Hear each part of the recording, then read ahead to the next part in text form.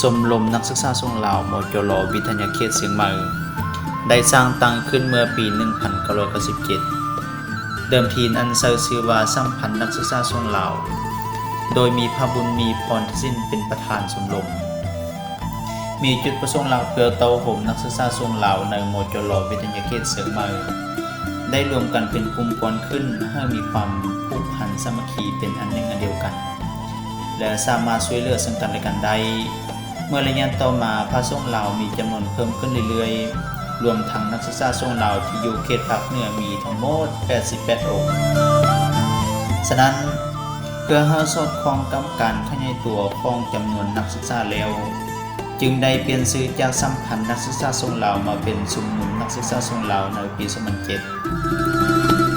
ได้มีการปรับปรุงรูปแบบบริหารเวียกงานและได้แบ่งเวียกงานออกเป็นรายฝ่ายเพิ่มขึ้นจนมาฮอดปี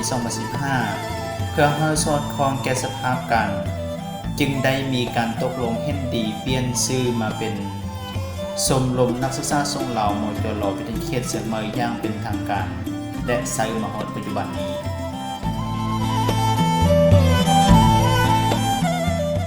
ในปี 2017 ชมรมนักศึกษาทรงลาวมจรวิทยาเขตเสียงใหม่มีพระวรวิทย์ ศรีไพวันดำรงตำแหน่งประธานชมรมและพระซ้อนธรรมวีทุมประเสริฐดำรงตำแหน่งของประธานองค์ที่ 1พระเคนแก้ววิไลดำรงตำแหน่งของประธานองค์ที่ 2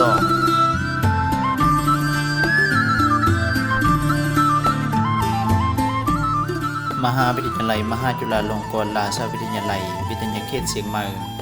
มีนักศึกษาทรงลาวที่กำลังศึกษาเรียนในปี 2017 มีทั้งหมด 34 องค์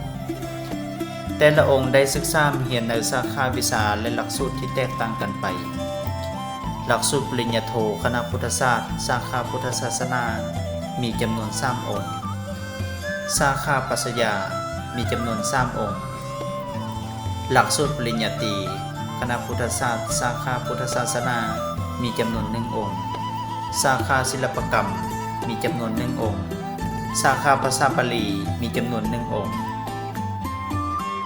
คณะมนุษยศาสตร์สาขาภาษาอังกฤษ English Program มีจำนวน 25 องค์